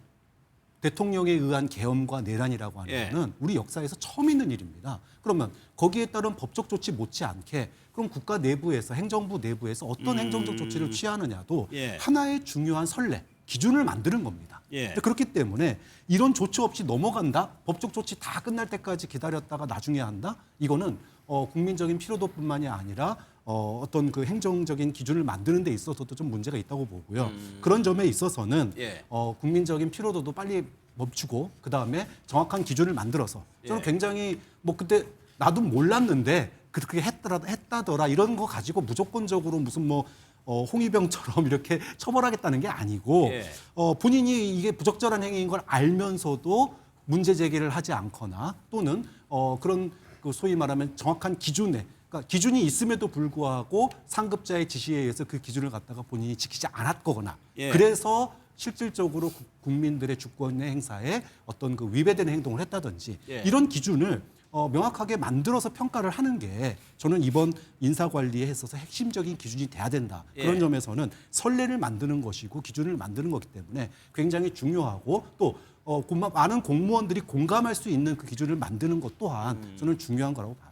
국가 권력을 가진 이제 대통령이 계엄을 한 거기 때문에 국가 기관들이 동원이 됐기 때문에 그렇게 필요하다. 짧게 윤주진은 책임질 사람들 책임지는 거 분명히 필요하다고 생각합니다. 근데 그 책임의 기준을 누가 적용할 거냐? 이거 다 이제 정부 사람들이 그 기준 적용해갖고 자의적으로 할 거 아닙니까? 또 이때 이렇게 했기 때문에 내가 마음에 안 들어. 이러면 책임지라는 거 아니에요? 저는 그래서 이게 객관적으로 공평하게 공정하게 어떻게 진행될 수 있을지에 대한 의문부터 드는 거죠. 기준하고 아까도 말씀하신 것처럼 민감한 부분이 있을 수 있으니까 그거를 어떻게 핸들링하느냐. 제가 하나 예를 들어드릴게요. 이 계엄이 선포된 날이 12월 3일이잖아요. 10시 30분경에 계엄이 선포됐습니다. 그런데 대법원에요. 안전관리관이라는 직책이 있습니다. 이게 예편된 군인이 와서 쉽게 말해서 그 동원 예비군 같은 거 대법원 내 직원들 관리하는 분이에요. 근데 이분이 11시에 출근을 해가지고요. 전화를 받아요. 계엄에 대해서 계엄이 일어났다고. 근데 그게 휴대전화로 착신된 걸 받는 게 아니라 유선전화를 받아요. 그렇기 때문에 이분은 사전에 알지 않았을까라고 의심을 할 수가 있는 거예요. 그러니까 이분은 장관도 아니고 총리도 아니고 그야말로 그렇게 우리 정부에서 그렇게 핵심적인 사람도 아니에요. 그런데 약간 소외되어 있고 잘 모르는 직책인데 군데군데 이런 분들이 있다는 거예요. 그러니까 이분 같은 경우도 우리가 확인을 해봐야 되는 거죠. 계엄이 10시 반에 선포가 됐어요. 근데 이분이 6시에 퇴근을 하는데 밤 11시에 와 있다니까요. 그래서 전화를 받아요. 이 사람이 전화를 받고 나서 대법원에서 대법관들 회의를 한 거예요. 그러니까 이런 것에 있어서는 저희가 좀 확인해 볼 필요가 있다는 거죠. 알겠습니다.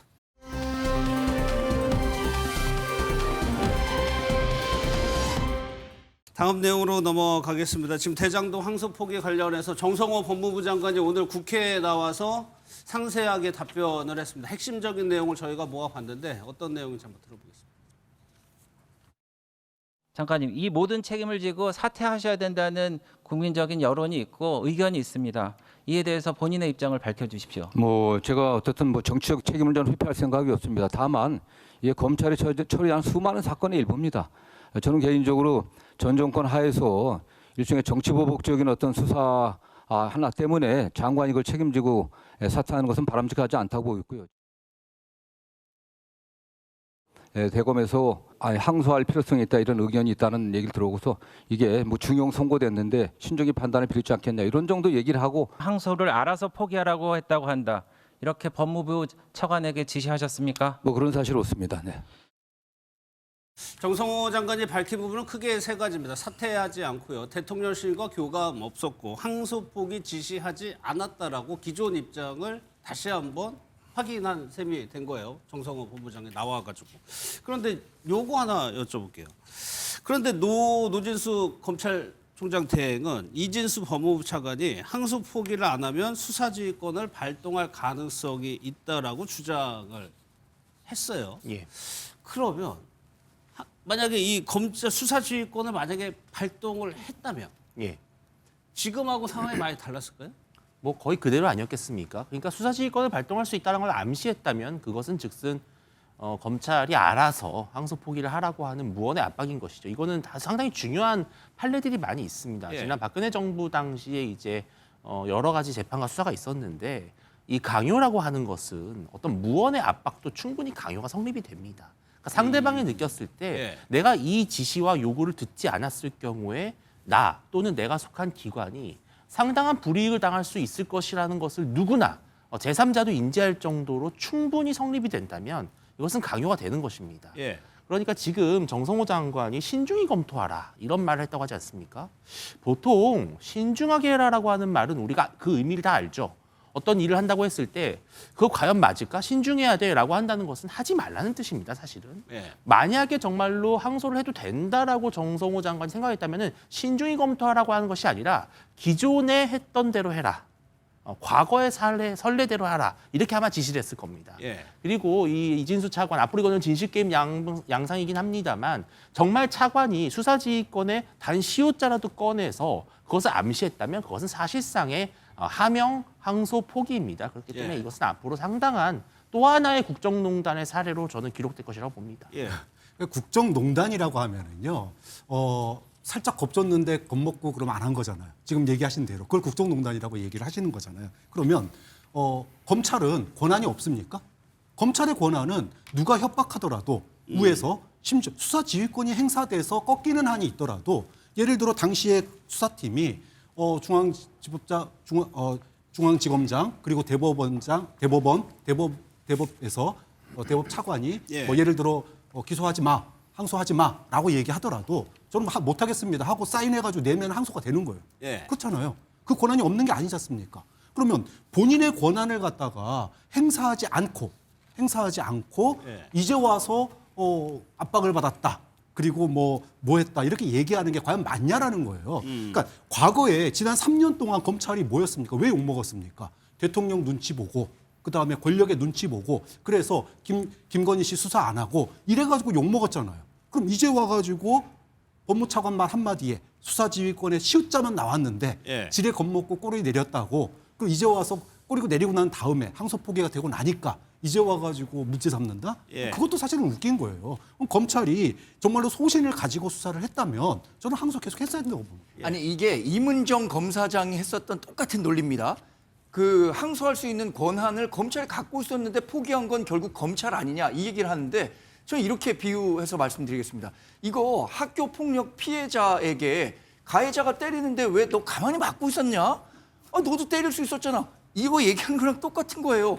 근데 전혀 하지 못하도록 사실상 외압을 해놓고 야, 너 그때 할 수 있었는데 왜 안 했어? 이렇게 얘기하는 건 전형적인 강자의 논리고 피해자의 마음은 전혀 이해하지 못하고 하는 얘기죠. 우리 생각해 보십시오.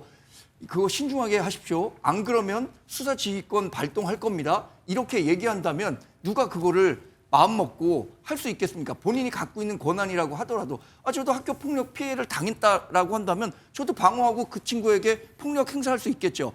그러나 학교 폭력 피해자에게 지금 너가 피해서 아니면 이거랑 그래서 관심을 모으는 사람이 노만석 대행입니다. 노만석 검찰총장 대행이 무언가를 설명해 줘야 되는 거 아니냐. 어제 하루 휴가 냈다고 했죠. 오늘 출근을 했거든요. 또다시 기자들이 물어봤습니다. 어떻게 대응해야 되는지 한번 보겠습니다.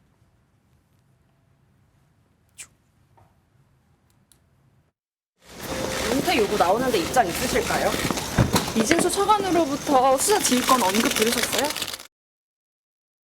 지금 공개적으로 나오는 얘기는 법무부 장관이 얘기하는 거고 좀 강수빈 왜냐하면 법무부 장관의 논리대로라면 신중하게 판단할 의견을 전했고 검찰 내부가 알아서 판단을 해서 이렇게 결정했다는 취지잖아요. 그러면 검찰총장 대행이 뭔가를 설명해야 되는 거 아닌가요? 지금 상황에서? 그러면 우리가 얼마 전에 그 윤석열 전 대통령 그 즉시 그 항고 포기했을 때 뭐 제대로 된 해명했습니까? 안 했잖아요.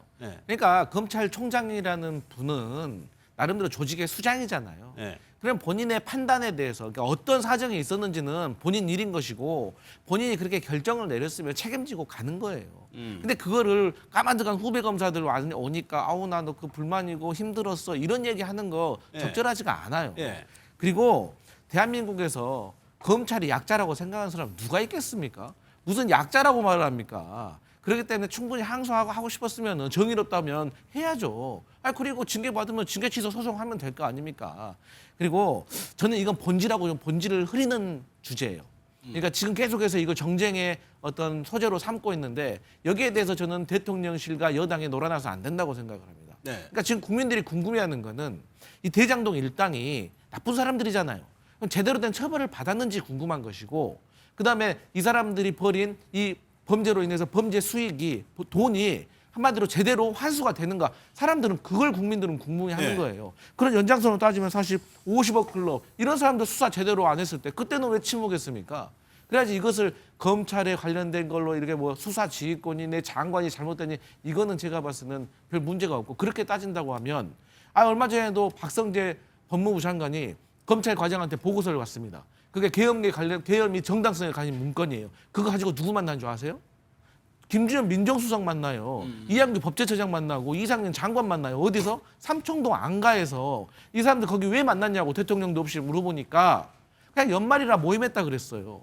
그래서 우리 야당에 그때 당시 민주당에서 얼마나 비판했습니까? 네. 삼청동 대통령 안가가 뭐 삼청동 맛집이냐. 근데 알고 보니까 다 이렇게 지시받고 했던 거 아니에요. 그러면 여기에 대해서는 대통령실, 민정수석, 법무부 장관, 그리고 검찰 과장으로 이어지는 이 루트에 대해서는 왜 지적 안 하고 왜 여기에 대해서는 사표 내라고 안 하는 겁니까?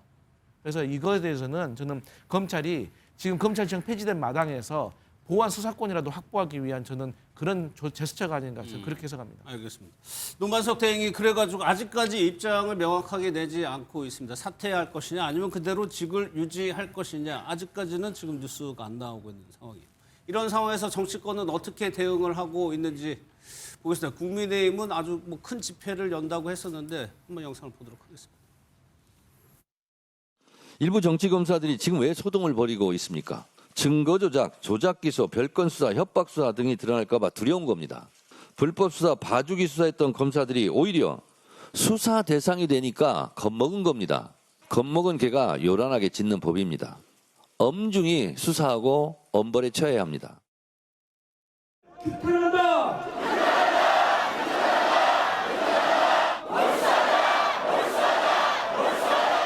이 항소 포기의 정점에는 이재명이 있습니다.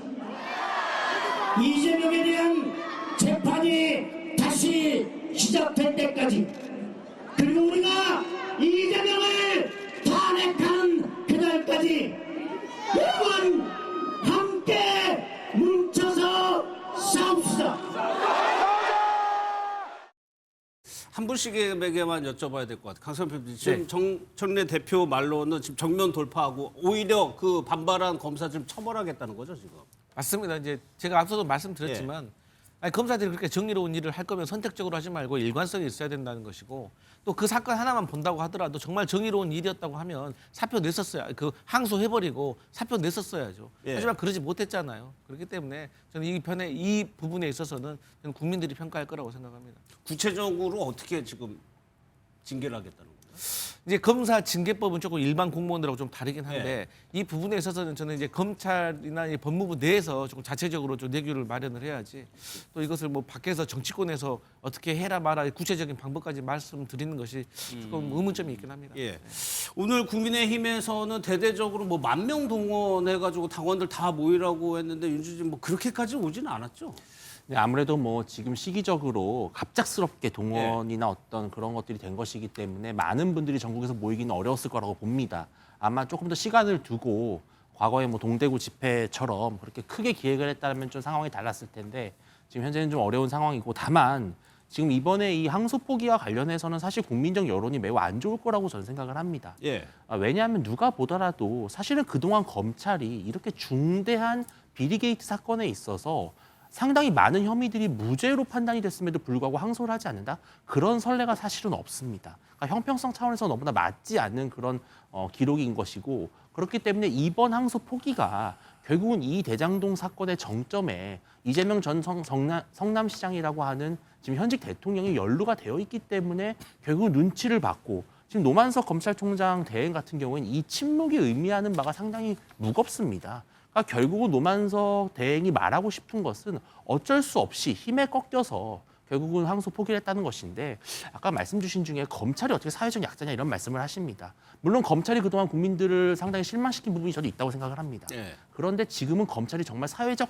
약자로 전락해 가고 있는 것이 해체당하고 있습니다. 지금 현재. 그리고 만약에 노만석 대행이 수사지휘권 발동까지 거론이 됐음에도 불구하고 항소했다? 아마 내란 특검이 가만두지 않았을 겁니다. 바로 구속하고 바로 수사했을 겁니다. 이게 지금 전혀 일선 공무원들이 평화롭게 느낄 수 있는 상황이 아니거든요. 알겠습니다. 이런 공포 분위기 속에서는 어쩔 수 없이 항소 포기한 것이다. 그렇게 해석할 수가 없습니다.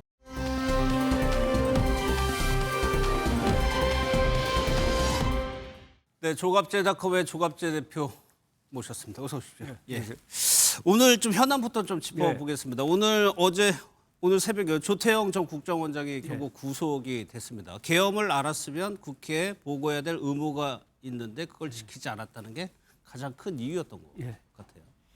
자, 이 국정원장이라는 자리는 대통령의 직속 부하 아닙니까? 그죠? 그런데 윤석열 당시 대통령의 비상계엄의 성격은 친리 쿠데타였다고요. 친리 쿠데타를 할 때는 제일 긴밀하게 의논해야 될 사람이 국정원장입니다. 그러니까 모든 정보를 장악하고 있으니까. 또 국제적인 협력도 해야 될. 그 사람하고는 거의 형식적인 논의만 한 거 아닙니까? 그죠? 그 직전에 알려준 것 아닙니까? 그러면은 중요한 가담자는 아닌 거예요. 그렇다면은 이 국정원은 국방부와 더불어 대한민국을 지키는 안보의 두 개 기구거든요. 그래서 국정원장 구속은 정말 신중하게 해야 됩니다. 그거는 두 가지 메시지가 있습니다. 북한입니다. 우리가 국정원장을 이런 식으로 정권이 바뀌기만 하면 잡아놓고 하면은 북한이 국정원을 얼마나 우습게 보겠습니까? 북한이 남침하지 못한 가장 큰 이유 중에 하나가 한국의 국정원, 그전에는 이름이 안기부, 그전에는 정보부인데 이 사람들이 무서워서 안 한 면도 있다고. 국정원이라는 이 국가정보기관은 권위가 있어야 됩니다. 그리고 국제적인 협력관계입니다. 지금 정보는 어느 나라에 멈춰 있는 게 아니에요. 그러면은 국정원에 대한 외국 정보기관의 신뢰가 있어야 됩니다. 그래야 정보를 서로 나눠요. 이런 CIA나 또는 일본 정보기관이 국정원장이 수시로 잡혀 들어가는 이런 나라의 정보기관과 중요한 정보를 나눌까요?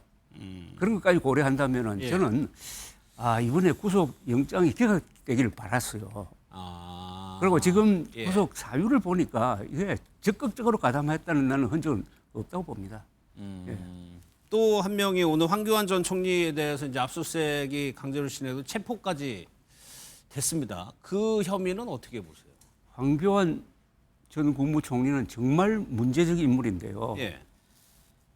지금 이분이 하는 게 우리 국가 이익에 또 참 해를 끼치는 게 몇 가지 있는데 윤석열 당시 대통령의 불법 계엄을 옹호하는 거, 그보다 더 큰 거는 부정선거 음모론자라는 이야기입니다.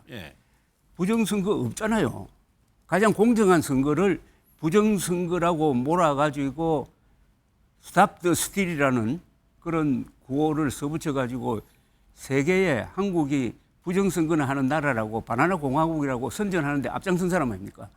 이분이 국무총리를 넘어서 대통령 권한대행까지 한 사람 아닙니까? 그리고 요새는 또 무슨 정당까지 만들어가지고 거기다가 또 하나 인종적 반중선동을 하고 있잖아요.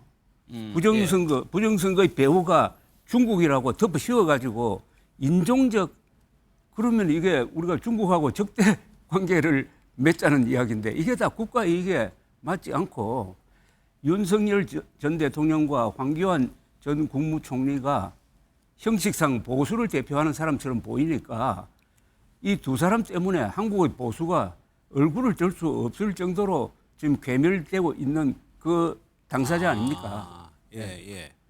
그런데 오늘 국민의힘 장동혁 대표 메시지는 황교안 전 총리를 지키자 이런 메시지가 나고 얼마나 적극적으로 할지는 모르겠지만 적극적으로 좀 보호하는 듯한 메시지를 냈거든요. 아니 지키자는 게 그러면 불법 계엄을 계속 옹호하자는 것이고 부정선거 음모론을 계속 거기에 편성하자는 뜻 아닙니까? 그러면은 그 정당 해산 해달라는 이야기하고 뭐가 다르죠? 왜 그렇게 말도 안 되는 이야기를 하는지. 그래서 윤의계인 그리고 황교안 세력이 합쳐가지고 한국에 불러온 위기, 특히 보수 세력에 불러온 위기를 감안한다면은 이번에 황교안 전 총리에 대한 엄정한 법 적용이 필요합니다. 그게 어떤 법을 다만 이런 게 있어요. 공직선거법에 선거의 자유를 방해한 사람을 처벌하게 돼 있어요. 예. 저는 황교안 씨가 부정선거 계속 선동하면 어떻게 됩니까? 선거를 안 하게 되잖아요. 그죠? 사전투표도 반대했거든. 나는 그 법도 적용 가능하다고 봐요. 예. 알겠습니다. 또 오늘 좀 현안이 많습니다. 김건희 여사가 보석 신청을 했어요. 결과는 아직 나오지 않고 좀 걸릴 것 같은데 윤 전 대통령도 그랬고 김 여사도 그렇고 같은 패턴으로 지금 계속 진행되고 있거든요. 그것도 건강 문제를 얘기하고. 그렇죠. 이 부분은 어떻게 지켜보셨어요? 그 법적으로만 생각한다면은 그런 보석 여부는 건강에 중심을 둬야 되고 그다음에 풀어주었을 때 도망갈 염려가 있느냐 그 두 요소를 가지고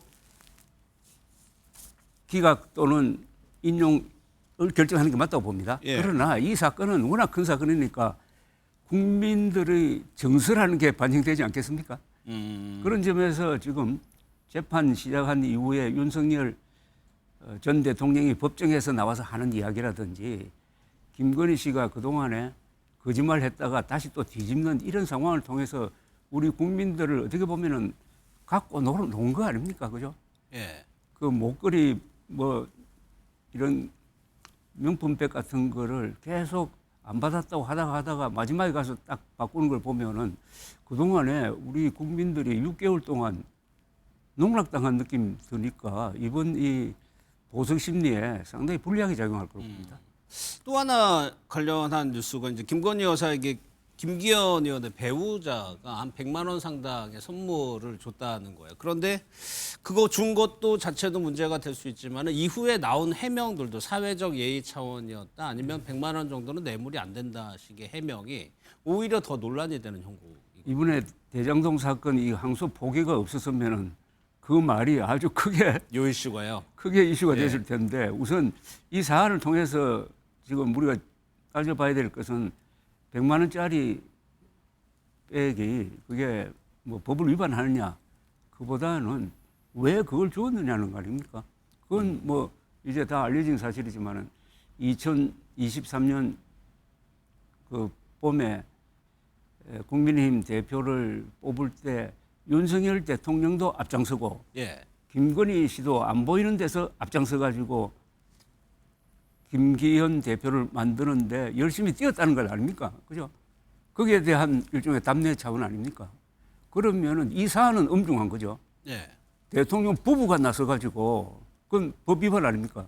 공직선거법상의 그 당내 경선에 개입한 것이고 더구나 이 사안에 대해서는 윤석열 검사가 박근혜 전 대통령을 처벌한 경력이 있잖아요. 박근혜 전 대통령이 2016년 자기 친박 후보 몇 사람의 여론조사를 대신해 준 걸로 해가지고 징역 2년 선고를 했습니다. 그 당사자인 윤석열 대통령이 그 법조항을 정면으로 위반하고 당내 경선에 부인과 함께 개입했다. 그러면은 이 정권은 윤석열, 김건희 공동정권이었다 하는 것을 보여주는 거라고 생각합니다. 또 하나의 현안이 이제 대장동 항소 포기 문제입니다. 이 부분에 대해서 대표님이 이재명 대통령의 최대 위기라고 진단을 하셨어요. 어떤 점 때문에 그렇게? 참 우리나라 말에 속담에 잘 나갈 때 조심해야 된다는 말이 있는데 경주 에이펙 대성공했잖아요. 그리고 이재명 대통령 그 직무평가 긍정률이 일주일 사이에 6%포인트 해가지고 63%. 이럴 때 이런 실수가 나온 거예요. 그러니까 지금 경주 에이펙 정상회의를 통해서 우리가 AI 선도국으로 가야 한다는 거대한 비전이 나왔고 거기에 맞춰서 국민들도 박수를 보내면서 후속 조치가 나오지 않을까 하고 하는데 이게 터지는 바람에 에이펙 정상회담이 그냥 뭐 몇 년 전의 일처럼 그렇게 돼버렸습니다. 그게 안타깝다는 이야기입니다. 타이밍으로서는 최악이죠. 그리고 이거는 국민적 공분 또는 성난 민심을 불러들일 만한 사건이에요. 제가 피부로 느끼기에는 2019년 조국 사태와 비슷한 그런 민심의 어떤 격분이 느껴집니다. 아, 그래요? 근데 이거 잘못 대응을 하면은 여기에 근데 기름을 부어버린다든지 하면은 이게 폭발할 수도 있다고 생각해요. 그러면 현재 상황에서는 그렇게 더 뭐 여기서 검찰 내부에서 마무리가 되는 수순이 되는 걸까요? 저는 정승호 법무장관과 검찰총장 대행은 물러나고, 예. 그다음에 우선 이런 문제에 대해서는 진상이 뭔지를 알아야 돼요. 그래서 예. 정치권에서 뭐 할 수 있는 게 국정조사를 한다든지 특검을 하는 거예요. 저는 특검을 국민의힘이 그리고 민주당이 합의해서 하는 게 좋다고 생각합니다. 국민의힘도 받겠다는 것 아닙니까, 그죠? 다만 어떤 부분을 특검을 하느냐를 가지고 지금 서로 의견이 안 맞지만은 일단 국정조사 특검하고 그건 시간이 걸리니까 우선 토론을 해야 됩니다. 그런데 한동훈 전 국민의힘 대표가 아주 좋은 제안을 했어요. 토론하자고. 예. 전 법무장관 세 사람, 정승호, 추미애, 조국 전 법무장관과 토론하면서 김어준 방송에 나가도 좋고 1대1도 좋고 1대3도 좋다. 토론하자. 저는 그걸 받아야 된다고 생각합니다. 그렇게 해야 토론하면요. 지금 언론에서 보도하는 것과 다른 정보가 그 토론 과정에서 나옵니다. 그러면은 이 정부 쪽에 유리해질 수도 있어요. 그래서 이 토론을 생중계를 하고 예. 해가지고 국민들이 알도록 하는 게 좋습니다. 그게 또한 상당한 이 격분한 국민들의 마음을 해소해주는 그런 역할도 합니다. 예. 앞서 정성훈 장관 사퇴해야 된다고 하셨죠. 이것이 국민적인 그 부정적 여론이 많기 때문에. 아니 그보다도 지금 한 행동이 사실상 저 항소 취소를 지시한 거 아닙니까? 뭐 말을 자꾸 뭐 신중하게 했다 뭐 이렇게 하지만은 그 행위 자체가 위법이잖아요. 예. 그런 지시를 하려면 정식으로 수사지휘권을 발동해가지고 문서로 하든지 안 했잖아요. 그것만 봐도. 근데 그것보다는 본질적으로는 우리 국민들은 알고 싶은 거예요. 진실을 알고 싶은 거라. 알도록 하고. 예. 이재명 대통령 잘하는 거 있잖아요. 타운 미팅이에요. 타운 미팅. 타운 미팅 해가지고 막 질문 받고 거기서 본인 이야기하고 해가지고 공론의 장으로 예. 정말 민주주의 국가답게 토론을 통해서 이 문제를 해결하는 방법이 있어요. 예. 그러면 지금 검사들이 그렇게 집단적으로 반발하고 하는 거에 대해서는 어떻게 생각하세요? 제일 중요한 것은 집단적으로 반발하는 논리적 근거, 법리적 근거가 있느냐 없느냐죠. 저는 있다고 봅니다. 그러니까 불법적 지시다. 예. 여기에 대해서 반발한다, 반대한다 이런 거 아니겠어요? 뭐 반발한다는 게 뭐 집단 행동하는 거 아니잖아요. 연판장 돌리고 뭐 글 쓰고 하는 거 아닙니까? 이게 무슨 뭐 처벌 대상이 되겠어요? 그건 나 정당한 언론의 자유에 속한다고 봅니다. 예. 이걸 가지고 뭐 또 법을 만들어 가지고 뭘 한다는데 아니 그럴 것 같으면 앞으로 지금 민주당식 사고방식은 문제가 생길 때마다 법을 만들려고 그러는데 이러다가는 5천만 개의 법을 만들어야 되는 것 아닙니까? 예. 그러니까 민주당의 기본적인 법치의 생각은 이 rule of law가 아니에요. rule of law는 있는 법을 공평하게 적용하는 거고 rule by law가 있어요. 법을 새로 하나 만들어 가지고 자기 멋대로 하는 걸 rule by law라고 그래요. 법에 의한 지배를 지금 하려고 해요. 예. 하나만 더 여쭤볼게요. 또 하나가 이제 내란에 가담한 공직자를 이제 가려낼 TF를 구성한다고 했습니다. 이것이 원래 의도된 대로 잘 될 것 같아요. 잘 안 됩니다. 부작용이 크고요. 예. 이것은 공무원들 민심 다 잃어버리고 공무원들로 하여금 복지부동하게 만드는 겁니다. 아 오히려요? 그렇죠. 그리고 하려면은 저는 우선은 지금 단계에서는 그동안 비상계엄에 동조하지 않고 자신의 공무원으로서의 자리를 원칙을 지킨 공무원들 있잖아요. 예, 예. 군 지휘관 중에 그런 사람 있잖아요. 예? 그래서 이게 피를 흘리지 않게 그런 사람들을 모아가지고 난 표창하는 게 문제라고 봅니다. 처벌하는 건 나중이고. 예. 예. 그리고 이게 지금 형사재판이 진행되고 있고 원칙대로 하면 확정 판결이 나오고 난 다음에 그거를 기초로 해가지고 또 특검을 했으니까 수많은 자료가 거기 들어있다가요. 그걸 기초로 해가지고 행정적으로 인사적으로 처벌해야 될 사람을 가리는 게 맞지. 예. 지금 아직도 재판이 진행되고 하는데 당장 시간을 딱 정해가지고 처벌하겠다는 거 아닙니까? 처벌하겠다고 나서면은 그게 제대로 될 리가 있습니까? 그러면은 이 기회에 또 누구를 끌어내리고 싶은 사람을 막 투수나하고 막 엉터리 제보도 할 것 아닙니까? 알겠습니다. 대표님 오늘 여기까지 하겠습니다. 고맙습니다. 예. 예.